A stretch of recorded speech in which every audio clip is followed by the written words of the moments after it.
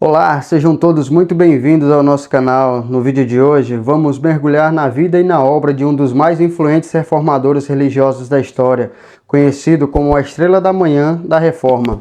Foi um teólogo e filósofo inglês cujas ideias ousadas e inovadoras lançaram as bases para a Reforma Protestante. Vamos explorar suas contribuições para a tradução da Bíblia para o inglês, suas críticas à Igreja Católica da época e o impacto duradouro do seu trabalho no mundo cristão. Fique conosco e descubra a fascinante história desse grande reformador.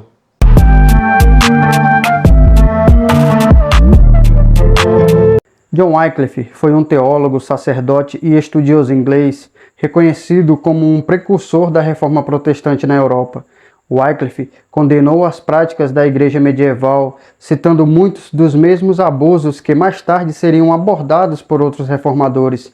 Ele é mais conhecido por traduzir a Bíblia para o inglês médio. Wycliffe cresceu em um período em que o Santo Romano, a Igreja Católica, era o poder supremo na Europa. A Igreja já havia se dividido na Igreja Católica Ocidental e na Igreja Ortodoxa Oriental, no Grande Cisma de 54. Mas isso não fez nada para diminuir o poder da Igreja na Europa, que cada vez mais se envolvia mais em assuntos políticos seculares do que em questões religiosas. Qualquer pessoa que se opusesse às políticas da Igreja era silenciada e não havia outra autoridade religiosa ao qual se pudesse recorrer para apelar. Wycliffe foi um teólogo educado em Oxford, que se opôs aos abusos da Igreja, desafiou a hierarquia e afirmou que as escrituras cristãs eram a autoridade suprema, não o Papa.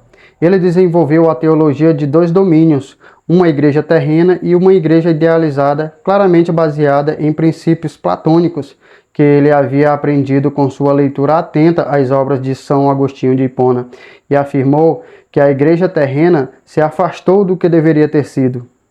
John Wycliffe é reconhecido como um proto-reformador, pois muitas de suas reivindicações e objeções foram expressas por reformadores posteriores.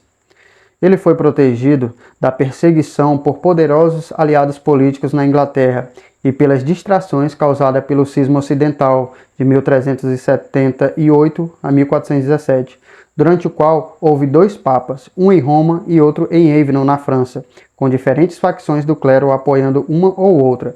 Suas ideias foram difundidas por seus seguidores, conhecido como Lollardos, que também o ajudaram na tradução da Bíblia do latim para o inglês médio.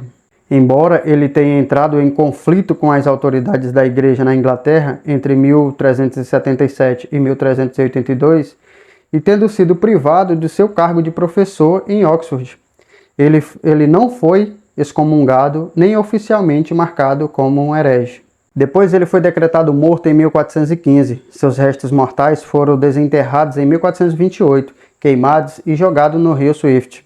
Ele é reconhecido como um proto-reformador, já que muitas de suas afirmações e objeções foram expressas primeiro por Jan Hus, depois por reformadores posteriores como Martinho Lutero, que os levou mais longe, despertando a Reforma Protestante, que quebrou o poder da Igreja. Para compreender o tipo de coragem necessário para desafiar a Igreja na Idade Média, é preciso reconhecer a autoridade que reivindicou e o tipo de poder que comandou. A Igreja era o único meio pelo qual se podia alcançar a salvação eterna.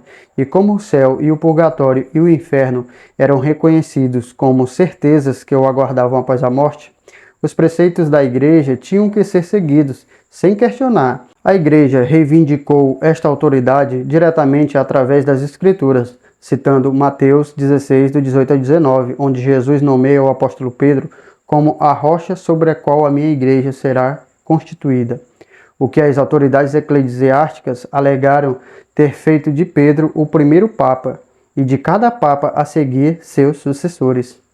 À medida que a Igreja ganhou mais poder, no entanto, envolveu-se mais em alargar o seu alcance e expandir esse poder do que em preocupar-se com a salvação espiritual e o caminhar cristão. Na época de Wycliffe, a Igreja tinha aproximadamente 1/3 das terras na Inglaterra, isentas de impostos, e através da prática da simonia, os funcionários podiam colocar amigos e parentes, muitas vezes não qualificados, em posições eclesiásticas confortáveis e lucrativas.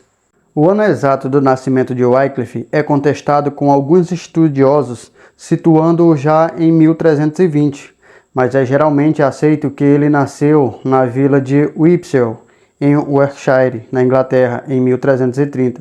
Sua família pode ter sido criadores de ovelhas e parece ter sido parente da rica família Wycliffe, de Wycliffe-on-Tees, localizada a poucos quilômetros de Whipsell. Embora esta afirmação tenha sido contestada, bem como a sugestão de que Wycliffe nasceu naquela vila, nada se sabe da sua juventude, exceto que ele provavelmente começou a sua educação em casa ou nas proximidades, em uma idade precoce. Ele já era estudante em Oxford em 1345 e sobreviveu à peste negra, pandemia de 1347, o sofrimento causado pela praga e a incapacidade da igreja de abordar isso influenciou profundamente o jovem teólogo, que desenvolveu uma visão geral pessimista da condição humana e, com o tempo, um ceticismo marcado em relação ao poder da igreja de fazer qualquer coisa para melhorar a vida das pessoas.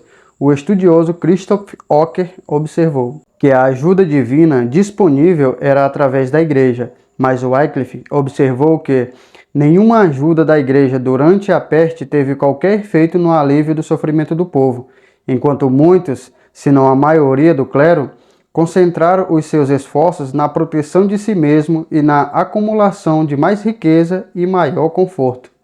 O mentor de Wycliffe, Thomas de Bradwardine, estudioso e arcebispo de Canterbury, morreu da peste, e a sua morte, contrastada com a sobrevivência de tantos clérigos que Wycliffe considerava inferiores, inspirou nele maior piedade e determinação para viver o mais próximo possível dos preceitos das Escrituras e não das ordenanças da Igreja. Embora Wycliffe não tenha desafiado os ensinamentos da Igreja nesta época, ele discutiu com teólogos altamente respeitados, nomeadamente Guilherme de Walkerham, sobre o significado da ceia do Senhor celebrado na missa. A insistência da Igreja na pecaminosidade humana e a sua reivindicação com a única via para a graça divina parecia a Wycliffe em desacordo com a sua preocupação com os rituais, que, tanto quanto ele podia ver, não eram apoiados pelas Escrituras na forma como eram observados. Ainda assim, ele continuou a aderir à ortodoxia da Igreja, recebendo seu diploma de bacharel em 1369 e seu doutorado em teologia em 1372, e por volta de 1361 ele foi nomeado mestre no Colégio Balliol, em Oxford, e representou a universidade em uma disputa com o Papa sobre ordem mendicantes locais, recrutando estudantes geralmente contra a vontade de seus familiares e às vezes, ao que parece, contra a vontade dos próprios estudantes. É mais provável, no entanto, que Wycliffe tenha chamado a atenção de Goethe em 1374, quando foi enviado como parte de uma delegação ao Papa Gregório XI, em 1370 a 1378, para resolver disputas sobre os direitos do rei e os direitos do Papa na propriedade da terra. Wycliffe apelou ao Papa por ajuda em um assunto privado relativo a uma nomeação em Oxford, que havia sido negada, mas ainda assim ficou do lado do rei nessa disputa, perdendo-lhe a nomeação, mas ganhando um favor da Casa Real.